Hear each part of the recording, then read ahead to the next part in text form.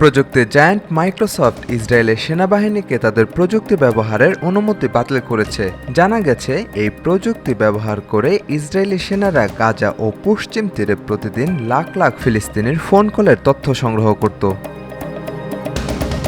বৃহস্পতিবার যুক্তরাজ্য ভিত্তিক সংবাদ মাধ্যম দ্য গার্ডিয়ান এ তথ্য জানিয়েছে। গার্ডিয়ানের প্রতিবেদনে সংশ্লিষ্ট কয়েকটি সূত্রের বরাত দিয়ে বলা হয়েছে, গত সপ্তাহের শেষের দিকে মাইক্রোসফট ইসরায়েলের কর্মকর্তাদের জানায় যে তাদের সেনাবাহিনীর অভিজাত গোয়েন্দা সংস্থা ইউনিট 8200 কোম্পানির শর্ত লঙ্ঘন করেছে। ইসরায়েলের সেনাবাহিনী মাইক্রোসফটের আজুর ক্লাউড কম্পিউটিং প্ল্যাটফর্মে নজরদারির বিশাল ডেটা সংরক্ষণ করেছিল।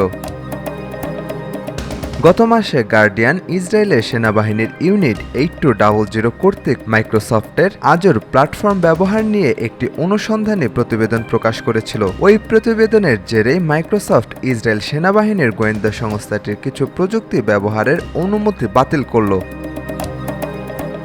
গার্ডিয়ানের ওই যৌথ প্রতিবেদনে তুলে ধরা হয়েছিল কিভাবে ইসরায়েলি সেনাবাহিনী ব্যাপক নজরদারির কর্মসূচি পরিচালনা করতে আজুর ব্যবহার করে ফিলিস্তিনিদের যোগাযোগের বিশাল তথ্যভাণ্ডার সংরক্ষণ ও ব্যবহার করছিল।